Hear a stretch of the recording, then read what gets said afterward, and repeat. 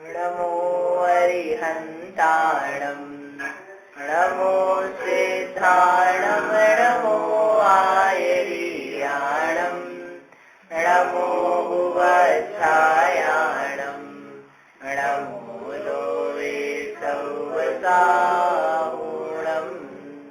नमः श्रीवर्धमानाय निर्धूतकलिलात्मने सालोकानां त्रिलोकानां यद्विद्यादर्पणायते।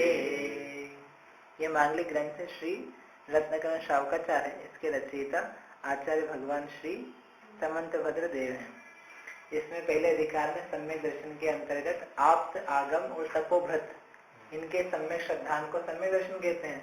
तो यह बात चल रही थी कि शास्त्र किसे कहना, क्योंकि आपने आपसे बताए अब शास्त्र किसे कहना, तो उसके लक्षण बताते हुए 90 नंबर का श्लोक है, ओपन पढ़ते हैं, साथ में पढ़ते सभी। आप्तोपद्यमनोलंघ्य मद्रष्टेष्ट विरोधकं तत्वोपदेश प्रसारवं शास्त्रं का पथ घट्टनम। इसमें कितने विशेषण बताए थे खुशबू? शास्त्र के 6 विशेषण बताए थे। किसे कहना शास्त्र? शास्त्र वह है जो आप्त के द्वारा कहा हुआ हो, ये उसका सबसे पहला लक्षण। और आप्त को पहले बता ही चुके हैं, इसलिए वापस से रिपीट नहीं कर रहे। आप्त यानी अरहंत या जो सर्वज्ञ है उनके द्वारा कहा हुआ हो। फिर दूसरा, हमें पता कैसे चलेगा कि वो आप्त के द्वारा कहा हुआ हो? तो बाकी सारी विशेषताएं जो है उसको सपोर्ट करने के लिए या उसकी परीक्षा के लिए, कि हमको पता नहीं कि आप्त ने कहा है कि नहीं कहा है, तो हमें पता चलाने के लिए उन्होंने कहा कि देखो यदि आप्त ने कहा है तो कैसा होगा? अनुलंघ्य, उसका उल्लंघन नहीं किया जा सकेगा, उसे बाधा नहीं दी जा सकेगी। तो वो भी कैसे पता चलेगा कि बाधा इसमें आ रही कि नहीं आ रही? बाधाएं कैसे आती है? तो उन्होंने कहा कि वह दृष्ट और इष्ट इससे अविरोधी होगा।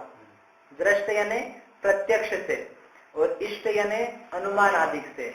अनुमान किसे कहते हैं या प्रत्यक्ष किसे कहते हैं? जो चीज अपने सामने के सामने 5 इंद्रियों के माध्यम से जानी जाती है उसको यहाँ पर बोला जाता है प्रत्यक्ष। जैसे कल उदाहरण दिया था, अग्नि कैसी होती है? ठंडी होती है। तो ऐसा कोई कहे तो आप क्या बोलोगे? कितनी झूठ बात कहते हो, अग्नि 3 काल में भी ठंडी नहीं होती है। बोले क्यों ठंडी नहीं होती है? कि छू के देख लो, आपको पता लग जाएगा। तो पता लग जाएगा ना अग्नि ठंडी होती है, अग्नि गर्म ही होती, सबको पता है अग्नि गर्म ही होती है। तो ये क्या प्रत्यक्ष से विरुद्ध है? इसको बोलते हैं इस बात में, आपकी इस बात में प्रत्यक्ष से विरोध आ रहा है, ये जमेगी नहीं बात। ठीक है। ऐसे ही कोई बात अनुमान से विरोध में आ जाती है। अनुमान किसे कहते हैं? एक चिन्ह देख करके वस्तु का ज्ञान करना, उसका नाम है अनुमान ज्ञान। आगम का प्रसिद्ध उदाहरण है कि जैसे धुआं उठ रहा है, कहीं पर धुआं उठता हुआ दिखाई दे रहा है, तो अपन क्या समझ जाते हैं कि आग लग गई है। कहाँ पर लग गई है? वहां पर। आग दिख रही है क्या आपको? आग नहीं दिख रही, दिख क्या रहा है? धुआं। लेकिन धुएं को देख करके अग्नि का ज्ञान हो जाता है, इसको बोलते हैं अनुमान ज्ञान। अग्नि साक्षात नहीं दिख रही आंखों से, प्रत्यक्ष नहीं दिख रही, लेकिन हमने उस चिन्ह को देख करके क्या समझ लिया कि यहाँ पर अग्नि अवश्य होनी चाहिए। तो इस प्रकार की जो बात है, जो अनुमान से यानी लिंग के माध्यम से विरोधी नहीं पड़े, उसको बोलते हैं अनुमान से अविरोध वाली बातें। लेकिन जिसकी बातें अनुमान से विरोध में जाएगी उसको बोला जाएगा कि इसकी बात बराबर नहीं है। तो अनुलंघ्य होना यानी जो प्रत्यक्ष और अनुमान आदि प्रमाणों से बाधित ना हो सके, काटा ना जा सके, जिसमें दोष नहीं दिया जा सके, उन बातों को या उन वस्तुओं को आगम कहा जा सकता है। पुनः इतना भी होवे, लेकिन वह कैसे पता चलेगा कि यह विरोधी नहीं है? कौन सी बात विरोधी नहीं होगी? तो आगे का विशेषण दिया तत्वोपदेशकृत, कि वह तत्व का उपदेश देने वाला होना चाहिए। तत्व का उपदेश है, तत्व किसे कहना? तत्व कहते हैं जो वस्तु है वैसा ही कहे, उसका नाम, वैसा कहने वाला तो उपदेश हो जाएगा। जो पदार्थ है वैसा का वैसा रहना, उसका नाम है तत्व।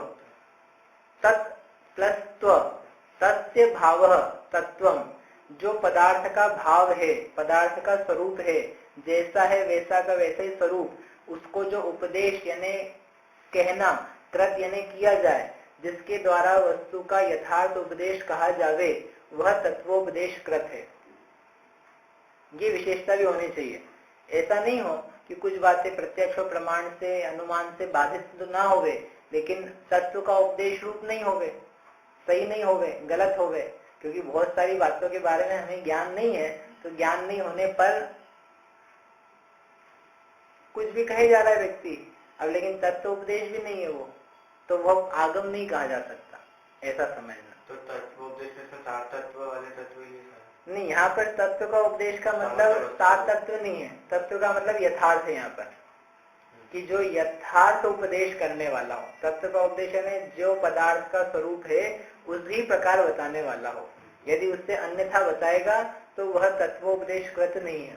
तो वो बात तो ऊपर ही हो गई ना, प्रत्यक्ष अनुमान से बाधित नहीं है। हाँ, तो जो उससे बाधित नहीं है तो वो सही यथार्थी बात नहीं हो सकता है। हमारा ज्ञान इतना नहीं बन पा रहा है कि हमें अनुमान से बाधा नहीं पहुंच पा रही है उसमें।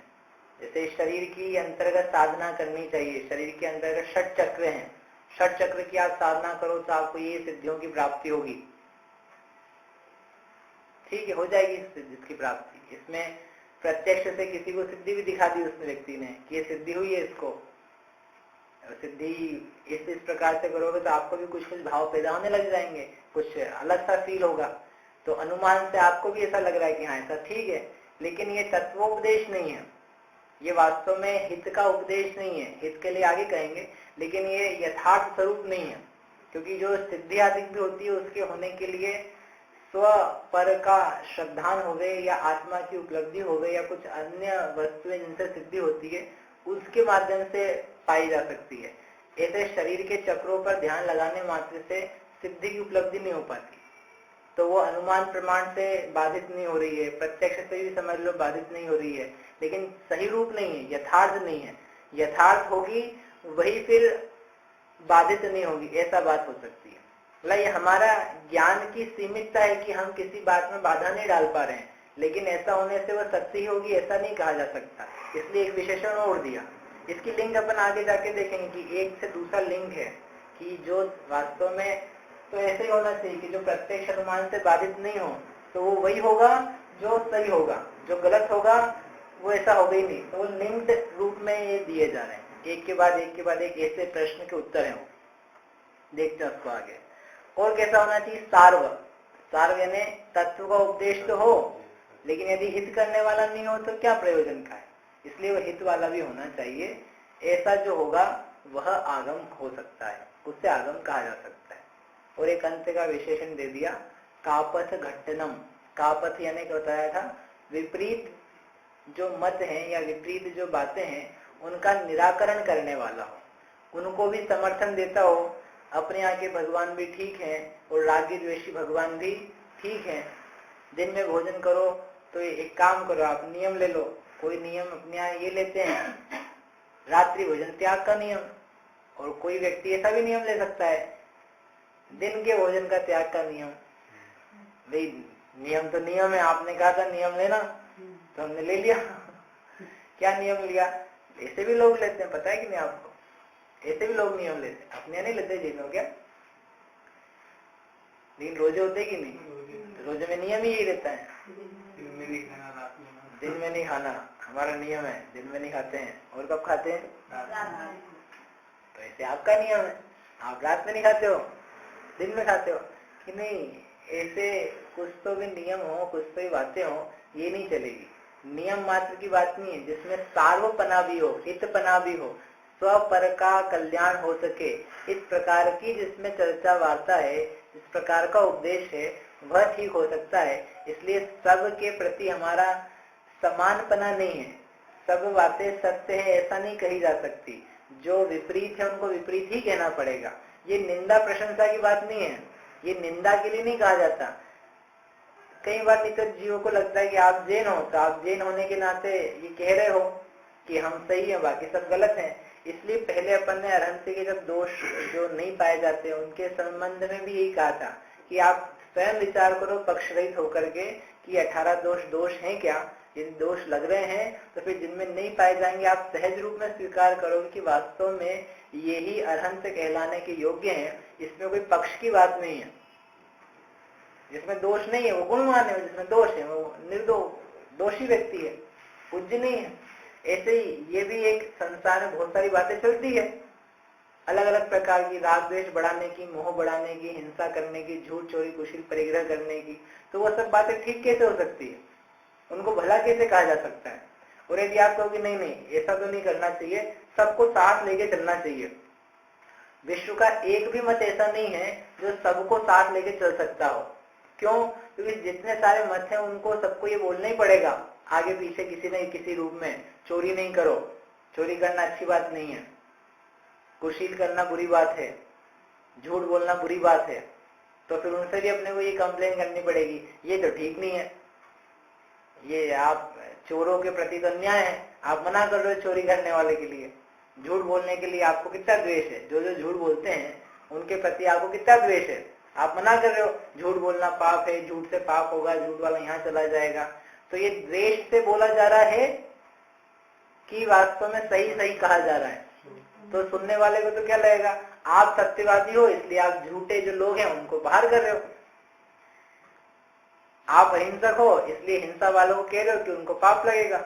अब आप खुद ही हिंसा करने लग जाओ तो फिर आप भी नहीं कहोगे कि हम कर रहे हैं या नहीं कर रहे हैं, उसकी बात नहीं है, वास्तव में इस प्रकार का है। तो जैसे संसार में इस हिंसा झूठ चोरी के बारे में देखा जाता है, कोई कंप्लेन नहीं करता कि आप बाकी चीजों को बुरा क्यों कह रहे हो, उसी प्रकार से जब ये वीतरागी शासन है, वीतरागी ही भगवान कोई हो सकते हैं, तो जिनमें फिर राग द्वेष पाए जाते हैं और जो उससे विरुद्ध बातें, उसके राग द्वेष के समर्थन की बातें कहते हैं, तो वो फिर सत्य कैसे हो सकता है? तो ये तो असत्य को बचाने के लिए कहा जा रहा है कि ये ठीक नहीं है, क्योंकि जब तक असत्य को नहीं बचाया जाएगा तब तक उसको सत्य भी ग्रहण नहीं हो पाएगा, सब में संभाव बनाता रहेगा।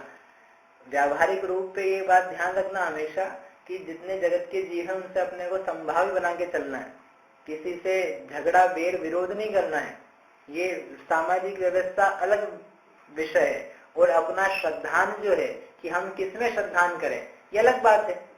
जैसे अपने घर में मेहमान आए 4-5 और अपने घर के भी लोग हैं, तो भोजन किसको कराना? नहीं, अपने घर वालों को कराएं, बाहर वालों को क्यों कराएं? और मेहमानों के मेहमान 2-4 और आ जाए तो आप क्या करोगे, भगा दोगे? नहीं, उनको ही भोजन कैसे कराओगे? आप ज्यादा अच्छा करोगे और उनको खराब कराओगे? कि समान रूप से सबको जो बनाया है वो सबको समान रूप से करा दिया, और हो सका तो अच्छा और करा सके, इनको तो करा देंगे। लेकिन आप मानोगे क्या कि इनमें से अपने लोग कौन है और पराये कौन है? तो बराबर मानोगे कि सबको ही आज इन सबको भोजन कराया तो ये सब अपने ही हैं, इनको अपने ही घर में अपने को जगह देनी चाहिए रहने के लिए, ऐसा करेंगे? नहीं करते ऐसा। तो यानी अपनी लौकिक व्यवहारिक पद्धति क्या है, भले भोजन 10, 15, 20 को कराना हो तो हम करा देंगे प्रेम से, लेकिन फिर भी हमारा श्रद्धान क्या बना रहता है कि यह सही, ये अपने हैं, ये पराये हैं, एक लौकिक दृष्टिकोण से। ऐसे ही अपन जब इन सब बातों को पढ़ लेते हैं, पढ़ने पर किसी से बेर विरोध नहीं करना है, ये सभी जीव हैं, ये सभी अपने अपने मत के मानने वाले हैं, इनसे हमारा कोई विरोध नहीं है, कोई झगड़ा नहीं है। लेकिन सत्य बात जो है वो मेरे चित्त में जमी हुई है कि सत्य तो ये है कि जो राग द्वेष से रहित हो, वीतरागता का मार्ग पोषण करे, मेरे आत्मा के हित की बात कहे, पापों से दूर करे, कषायों को भगाए, मुझे अपने आत्मा की उपलब्धि होवे, वो बातें तो सत्य हैं, और उसको छोड़ करके सब बातें बेकार की हैं।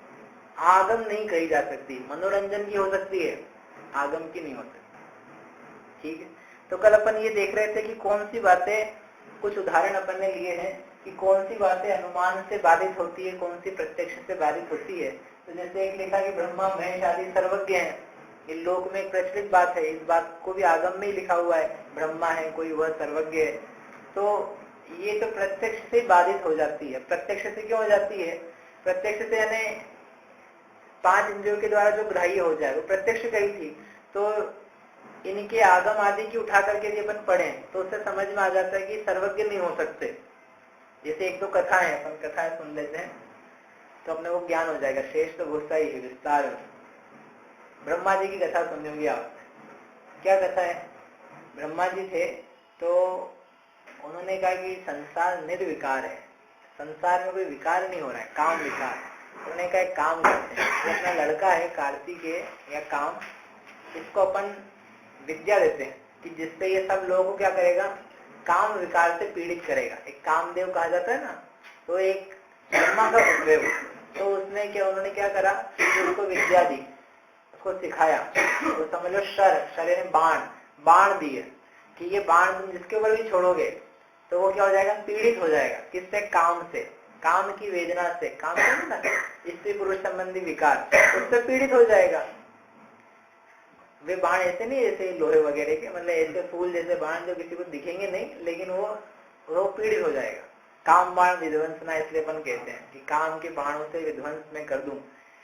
तो उस लड़के ने सोचा कि पिताजी ने दे तो दिए हैं ये, लेकिन पता नहीं ये काम करते होंगे कि नहीं करते होंगे, तो चलो मैं इसको थोड़ा ट्रायल लेके देखूं। तो ट्रायल के लिए आसपास कोई दिख नहीं रहा है, तो ये अपने पिताजी है, let's try on him only. तो उसने बाण लिया और ब्रह्मा जी से ही छोड़ दिया। ब्रह्मा जी को क्या बता कि ऐसा करेगा। चलो ये हुआ, वो भी कोई बात नहीं। तो ब्रह्मा जी ने फिर क्या, वो बहुत पीड़ित हो गए, मतलब उनको खूब वेदना हो गई, मतलब अच्छा नहीं लगा उनको, कोई ना कोई बोले स्त्री चाहिए। तो आसपास कोई नहीं दिखा उनको, तो उनके ग्रंथ में लिख दिया उन्होंने कि उनकी पुत्री थी। तो उन्होंने कहा पुत्री थी, तो पुत्री से इन्होंने क्या कर लिया, समझ लो विवाह कर लिया, संबंध कर लिए।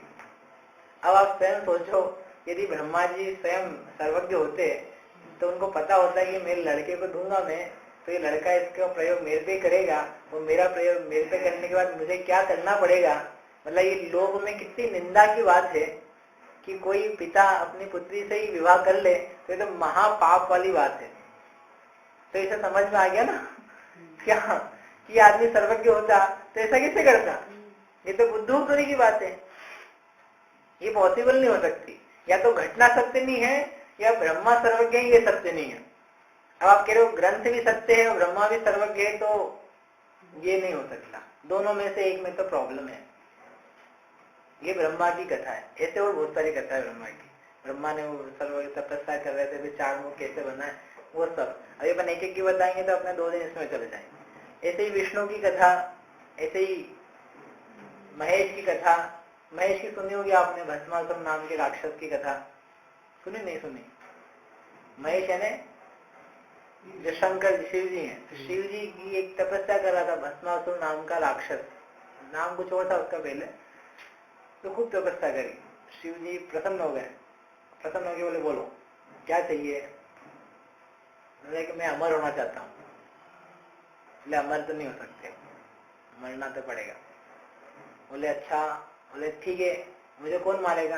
बोले मैं ही मारता हूँ सबको, मतलब काल क्या नाम है, यमराज वगैरह मेरे ही सब लोग हैं। बोले ठीक है चलो वो कोई बात नहीं, मर जाएंगे, लेकिन दूसरा आशीर्वाद दे दो। क्या कि मैं जिसके सर पे हाथ रखूं वो क्या हो जाए, वज्म हो जाए।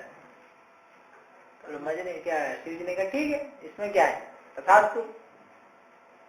तो मैंने कहा आपने दे तो दिया वरदान, अब ट्राई करना है। अब ट्राई कैसे करेंगे। तो मैंने कहा किसके ऊपर ट्राई करें, इनके ऊपर ट्राई करना है। और बोले ये मर जाएंगे वैसे भी, तो फिर अपने को मारने वाला कौन बचेगा। तो मैंने कहा ठीक है, तो ये बोले आपके सिर पे हाथ रखे। तो शिव जी डर गए, बोले भागे। शिव जी आगे आगे भाग रहे हैं और ये भस्मासुर इनके पीछे। इनका नाम इसलिए भस्मासुर इसलिए पड़ा कि जिसके सिर पे हाथ रखेगा तो भस्म हो जाएगा, ऐसा इनको वरदान दिया शिव जी ने। तो शिव जी भाग रहे भागते भागते पहुंचे ब्रह्मा जी के पास। ब्रह्मा जी बचाओ मुझे, बचाओ, ये मुझे मार देगा। यानी वो अमर नहीं है, तो ये भी मालूम पड़ गया कि वे अमर नहीं थे। नहीं अमर होते तो बोले ठीक है हाथ रखना है तो पैर रखना, तुमको जो रखना रख दो, मेरे को तो मरना ही नहीं है।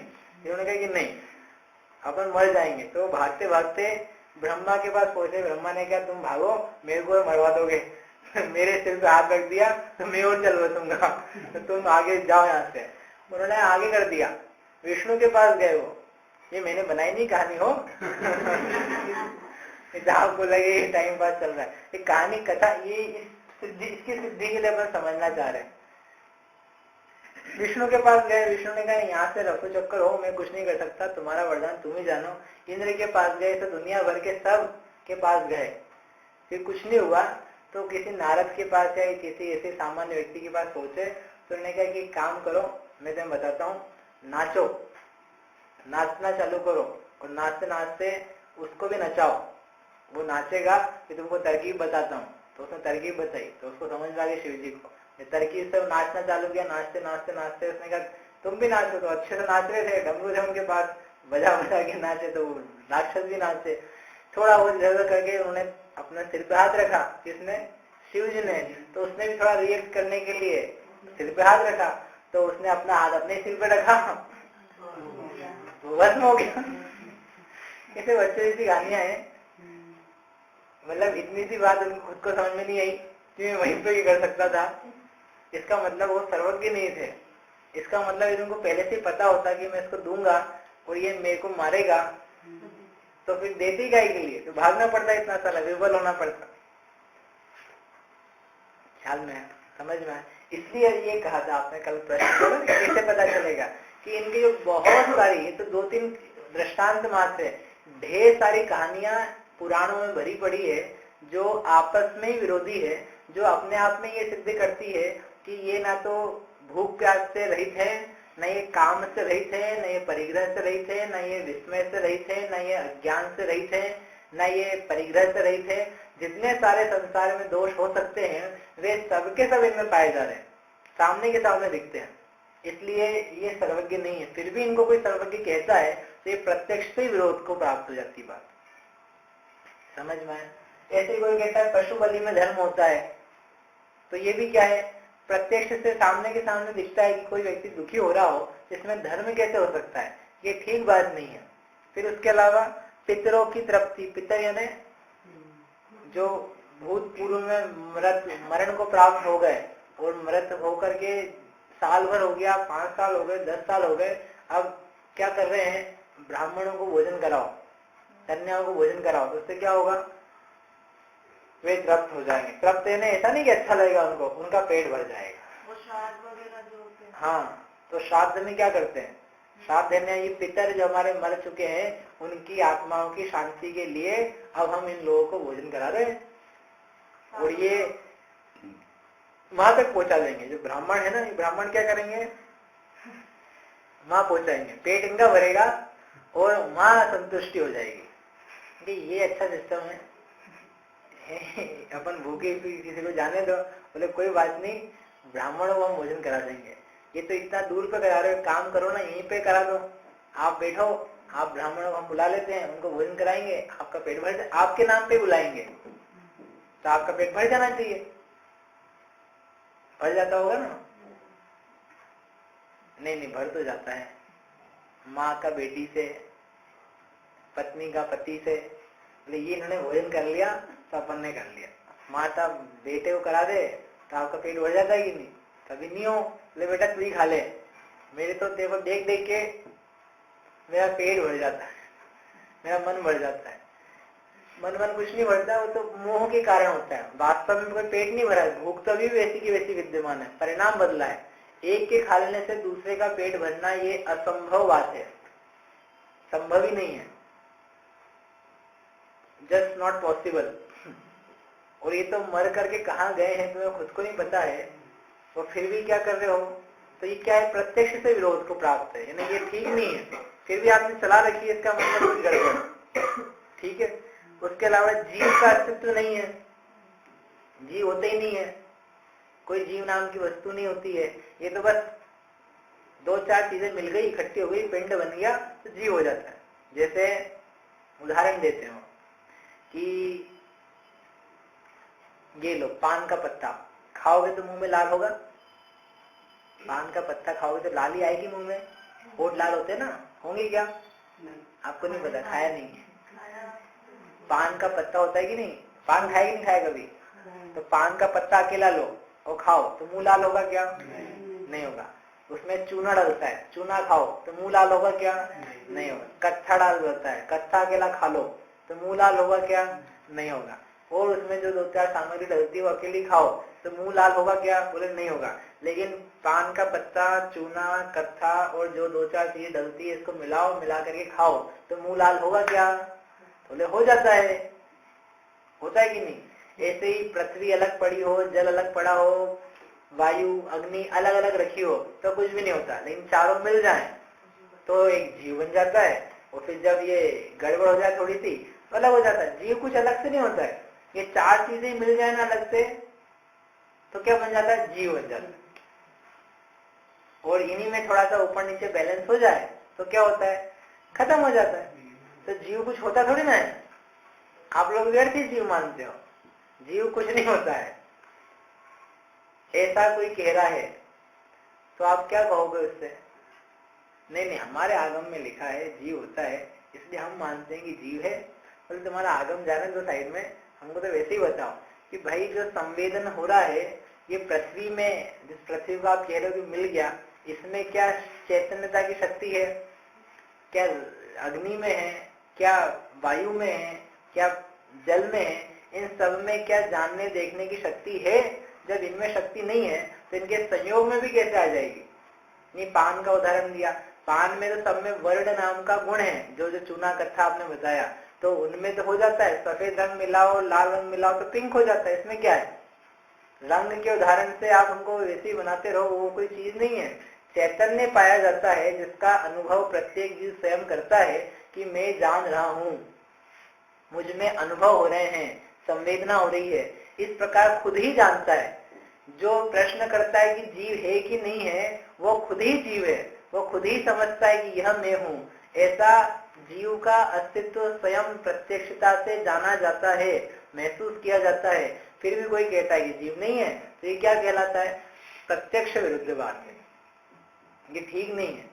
एक ही मत है ऐसा जो ऐसा मानता है कि जीव नहीं है, बाकी सब मानते हैं। जितने दर्शन है ना वे सारे के सारे दर्शन मानते हैं, फिलोसॉफी भी मानती है जीव है।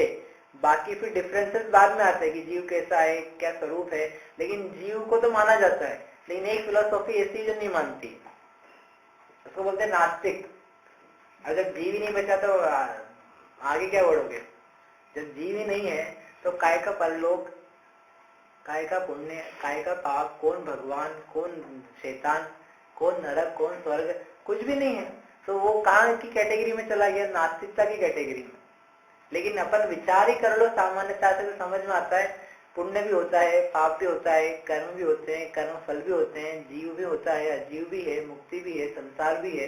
ये सब बातें पाई जाती है क्योंकि संसार दिख रहा है, प्रत्यक्षता से दिख रहा है।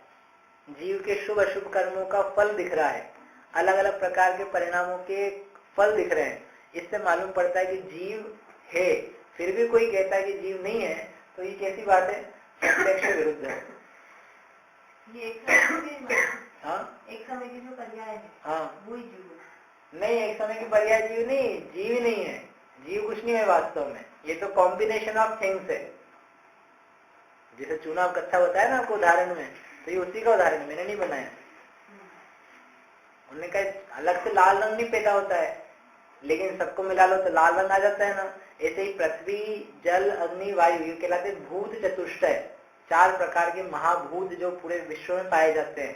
पृथ्वी, जल, अग्नि, वायु, ये 4 अकेले अलग अलग मिलकर के कुछ, ये जो आप एक्टिविटीज देख रहे हो मनुष्य आदि की, ये नहीं मिलती है। लेकिन इन चारों का एक स्पेसिफिक अनुपात में सम्मिश्रण हो जाए, मिल जाए, तो क्या खड़ा हो जाएगा, एक जीव जैसा पदार्थ जिसको आप जीव कहना चाहते हो खड़ा हो जाएगा। बाकी वो जीव ही नहीं, ऐसा सामने वाला कहता है। तो कहते हैं कि ऐसा संभव नहीं है, क्योंकि यदि ऐसा हो तो फिर जैसे विघटा तो कुछ जीव तो है ही नहीं, तो पाप का फल कौन भोगेगा।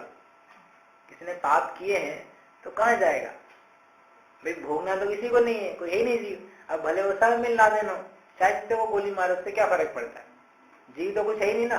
और जब जीव है ही नहीं तो किसी को मारा भी तो फिर फर्क क्या पड़ता है, हिंसा नाम की चीज बची कहाँ। फिर कोई परमाणु बम भी पटक दे तो उससे क्या फर्क पड़ता है भाई, वैसे ही जीव नहीं है, वो बल्कि अच्छे ही करेगा एक प्रकार से। कि जब ये वैसे ही दुखी हो रहे हैं जीव जो है ही नहीं जीव, तो ये एक आध बम डाल दिया तो ये सब बिगड़ जाएंगे, मिट जाएंगे, तो उसे और इनकी समस्या ही दूर हो जाएगी। तो सारी व्यवस्था है वो क्या हो जाएगी, अव्यवस्थित। ये सारा चल रहा है ना, ये भी ठीक नहीं हो पाएगा। सबसे पहले जो बोल रहा है उसको अपना गला काटना पड़ेगा कि मैं दुखी जैसा दिख रहा हूँ, चलो अपन सुखी हो जाओ। सुखी क्या, सुख तो है नहीं कुछ, मतलब नास्तिकता में बचता ही क्या है। इसलिए सब प्रत्यक्ष विरुद्ध बातें हैं। फिर कुछ अनुमान से बाधित हैं बातें। ये उदाहरण मात्र है, इतनी ही नहीं है, ये तो एक समझने के लिए अपन ने लिखी, जो आगे श्लोक में कथन है ना, दृष्ट इष्ट विरोध। तो दृष्ट इष्ट से विरोधी क्या क्या बातें हो सकती है, ऐसे ही अन्य बहुत सारी प्रकार की हो सकती है, उन सबको समझ लेना। अब अनुमान से बाधित, ईश्वर ने सृष्टि को बनाया है, तो अब ना हमको दिख रहा है ना किसी सामने वाले को दिख रहा है, तो प्रत्यक्ष से विरोधी नहीं कह सकते इसको, लेकिन अनुमान से विरोधी है। क्यों अनुमान से विरोधी है? ईश्वर ने सृष्टि को बनाया है, तो क्या प्रश्न उत्पन्न होता है? ईश्वर को किसने बनाया? ईश्वर को किसने बनाया है, या फिर उनको कैसे बनाया है? तुमको कैसे पता? तो आदम में लिखा है ना हमारे। मिटा भी सकता है। हाँ, मिटा भी सकता, तो मिटा देगा ना, वो तो हम स्वीकार कर रहे हैं, मिटा देते हैं। ब्रह्मा जी बनाते हैं, विष्णु जी पालन करते हैं और महेश जी नष्ट कर देते हैं, तो वो सब मान रहे हैं, वो हम स्वीकार करने के तैयार हैं। लेकिन फिर भी अनुमान से विरोधी नहीं जाता। ईश्वर ने सृष्टि को बनाया है, तो उस ईश्वर को किसने बनाया है? तो आप बोलोगे अरे ईश्वर के ऊपर बात मत लगाओ, ईश्वर तो है, ईश्वर ईश्वर है, तो जब ईश्वर ईश्वर है तो सृष्टि सृष्टि है। जब ईश्वर बन सकता है अपने आप, तो सृष्टि क्यों नहीं बन सकती? नहीं बन सकती है भाई। जब आपका भगवान स्वयं बना रह सकता है, तो फिर तो बोले नहीं नहीं, हमने ये बातें नहीं चलेगी, ईश्वर के खिलाफ नहीं जाएंगे। चलो ठीक है, दूसरे प्रश्न करेंगे कि ईश्वर ने जहाँ बनाया, जिस जगह बनाया, जिन पदार्थों से बनाया, तो ये पदार्थ पहले से थे कि बाद में बनाए उसने? जैसे ये मकान है ना, तो मकान जैसे आपको मैंने बनाया, तो आपने बनाया, ठीक है, तो ये ईंट चुना पत्थर पहले से था तो आपने मकान बनाया, कि पहले जाके आपने ईंट चुना पत्थर लाए वो बनाया, और वो बना के फिर ये बनाया? तो ईंट चुना पत्थर भी यदि तुमने बनाया, पहले नहीं था, तो ईंट चुना पत्थर जिससे बना है वो भी क्या तुमने बनाया कि वो पहले से था? परमाणु से बनाया ना, तो परमाणु भी तुमने बनाए हैं कि पहले से थे?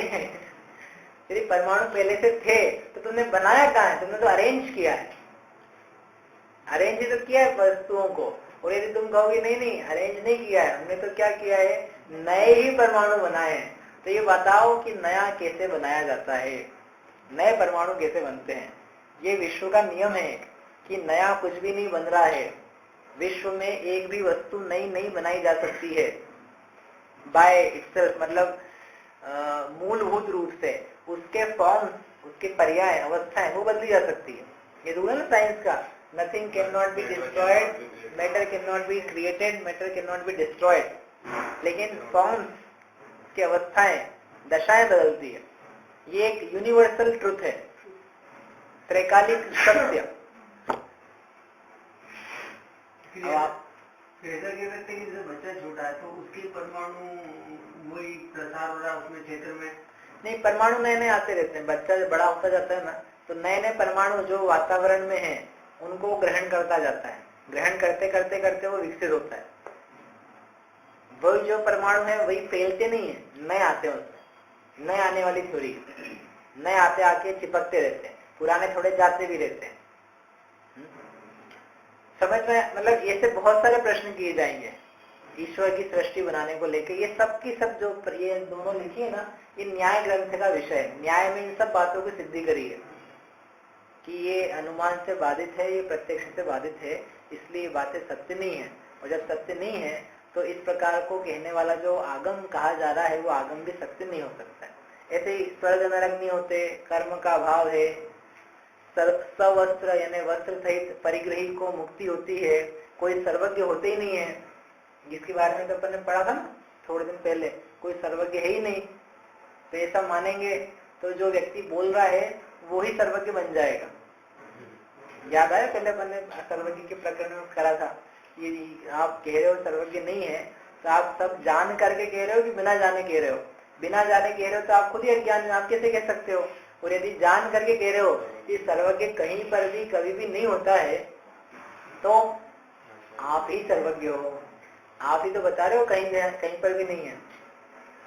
यानी अनुमान आदि से इन सब की बाधा हो जाती है। तो इन सब बातों को और इस प्रकार की बातों को जो कहता है वो आगम नहीं कहा जाता। इस प्रकरण में एक बात ये अपन पूरा कर लेते हैं कि जो बातों को यहाँ पर परीक्षा की जा रही है या आगम में की जाती है, प्रत्यक्ष से अनुमान से बाधित अन्य दर्शनों के साथ में, वे ही बातें की जाती हैं जो फिलॉसफी से रिलेटेड है, जो आचरण से रिलेटेड संबंधित बातें हैं या काल से संबंधित बातें हैं कि राम हुए, रावण हुए, लक्ष्मण हुए, इनसे संबंधित बातें हैं, या क्षेत्र में कहाँ कहाँ पर किस किस की चीजों की रचना बनी हुई है, कौन चीज कितनी दूर है, इन बातों को लेकर के परीक्षा नहीं की जाती, इन बातों को लेकर चर्चाएं भी नहीं की जाती। जो चर्चाएं होती है, जो न्याय शास्त्र का विषय है, जो परीक्षा करने का विषय है, वो विषय ये है कि ईश्वर है, कर्म है, कर्म का सद्भाव है, बंध है, मुक्ति का रास्ता है, जीव है, जीव में ये गुण पाए जाते हैं, वस्तुएं नित्य हैं कि अनित्य हैं, इस प्रकार की जो दार्शनिक बातें हैं, दार्शनिक बातों की परीक्षा की जाती है। क्योंकि दार्शनिक बातों में जिसकी बातें सत्य निकलेगी तो उसकी अन्य बातें भी सत्य मानी जा सकती है। कभी भी इस बात की परीक्षा ना प्रत्यक्ष से होगी ना अनुमान से होगी कि आलू में जीव कितने हैं। आप उनको प्रत्यक्ष से दिखाओ, आप दिखाओगे तो ये मानेंगे, और नहीं दिखा रहे तो आपने ही कहा था कि प्रत्यक्ष से बाधित हो तो नहीं मानना, तो प्रत्यक्ष से हमको नहीं दिख रहे, तो कहते हैं ये बात परीक्षा नहीं है, इस बात की परीक्षा नहीं की जाती, ये बात तो आगम से मानी जाती है। ऐसे कोई कहे राम को दिखाओ, रावण को दिखाओ, हुए थे कि नहीं हुए थे, आगम में लिखा है राम ने रावण से ये वचन कहे, तो हमको परीक्षा करनी है इस बात की कि राम ने रावण से यही कहा था कि कुछ और बातें कहा था। वो राम जी की जब पत्नी खो गई तो वो वन जंगल में भटकते हुए पक्षियों से और वृक्षों से पूछ रहे थे, क्या तुमने मेरी सीता मृगनयनी देखी है? तो हमको इस बात की परीक्षा करनी है कि उन्होंने मृगनयनी शब्द बोला था कि सीते बोला था कि कमल लोचने बोला था कि मेरी पत्नी बोला था, क्या बोला था हमको पता करना है। नहीं, पता करना अलग बात है, लेकिन तुमको परीक्षा करने की यही वाला वचन बोला था कि नहीं, तो भैया तुम छोड़ दो इसको, ये परीक्षा के योग्य नहीं है। इन्हें प्रथमान योग, अपनी भाषा में कहो तो प्रथमान योग, चरणान योग और जो लोक रचनाएं हैं ये परीक्षा की विषय नहीं है। तो परीक्षा का विषय क्या है? द्रव्यान योग में जो विषय बताया गया, कर्म, कर्म का स्वरूप, जीव तत्व, अजीव तत्व, कर्म के फल, स्वर्ग नरक, इनके अनुमान से सिद्धि, जीव के गुणों की सिद्धि, अनेकांत होता है कि एकांत होता है पदार्थ का स्वरूप, इसकी सिद्धि, इनको लेकर के विस्तार से वर्णन है, इसकी परीक्षा करनी है। तीन लोग का भी नहीं परीक्षा, इसकी परीक्षा कैसे करोगे आप? ये परीक्षा विषय नहीं है। और अभी समस्या क्या होती कई बार कि अपन परीक्षा इनमें ही लग जाते हैं, इनकी परीक्षा करो, इनकी परीक्षा नहीं करो, तुम तत्व की परीक्षा करो, सर्वज्ञ की परीक्षा करो, देव शास्त्र गुरु के स्वरूप की परीक्षा करो। ख्याल में ही बात ये कहने की अब यहाँ पर जरूरत थी। अब एक थोड़ा सा इसमें बचा हुआ, अपना समय बहुत हो गया, यहीं तक करते हैं। ये 6 जो पद थे, इन 6 पदों का सारा अर्थ हो गया। अब ये एक दूसरे से लिंक कैसे हैं वो अपने को समझना है, वो अपन अगली क्लास में समझेंगे। अभी यहीं तक करते हैं। दोनों में डिफरेंस ये है ना, जो प्रत्यक्ष है वो एक्चुअली है ही नहीं, मतलब देख ही नहीं सकते, नहीं कि डिफरेंस क्या है दोनों में बेसिक? किसमें? प्रत्यक्ष और अनुमान। प्रत्यक्ष तो वह वस्तु है जो देखी जा सकती है, देखी जा सकती, जो अनुभवी जा सकती है, सामने के सामने मौजूद है। जैसे अग्नि ठंडी है, ये बात आप सामने से सामने देख सकते हो, और वहाँ पर्वत के पीछे अग्नि है क्योंकि धुआं उठ रहा है, तो अग्नि दिख नहीं रही है, तो हम क्या कर रहे हैं? अनुमान कर रहे हैं, निश्चित अनुमान। अनुमान एक निश्चित ज्ञान है, गैसिंग वाला अपन जिसको बोलते हैं वो बात नहीं है, ये एक निश्चित ज्ञान हेतु को देख के होता है। तो जो इनसे बाधित हो, जिसके बारे में विरुद्ध हेतु, रीजनिंग, लॉजिक दिया जा सकता है, और वो सही लॉजिक है, कुतर्क नहीं है, अथवा प्रत्यक्ष से इस विरुद्ध दिख रहा है कि ये पॉसिबल ही नहीं है, तो वो चीजें यदि पाई जा रही है तो वो आगम नहीं हो सकता है। वो कहते हैं प्रत्यक्ष से और अनुमान से बाधित, तो वह अनुमान आगमाभास, और जो प्रत्यक्ष अनुमान से बाधित नहीं हो वह अनुल्लंघ्य होगा, उसका उल्लंघन नहीं किया जा सकेगा। जावाणी के ज्ञान से सूझे लोकालोक, सो वाणी मस्तक नमो सदा